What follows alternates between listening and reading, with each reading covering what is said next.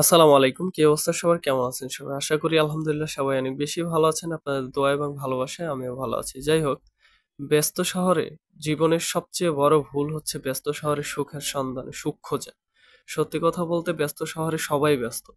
এখানে সুখ নিয়ে কেউ মাতামাতিও করে না, ঘাটাঘাটিও করে না। যার কাজে সেই ব্যস্ত। সবসময় ব্যস্ততা শেষ করে সারাদিনের অফিস জার্নি শেষ করে আবার বাসায় ফিরে। তবে আপনার যদি বেশি সুখ বা শান্তি প্রয়োজন হয়, তবে সেক্ষেত্রে আপনাকে নিজে এই শহরে যদি আপনি সুখে থাকতে চান, তবে আপনার প্রত্যাশা কম থাকতে হবে। আপনি যেভাবে আছেন, যেখানে আছেন, যে অবস্থায় আছেন আলহামদুলিল্লাহ। তবে আপনি সুখে থাকতে পারবেন, ভালো থাকতে পারবেন।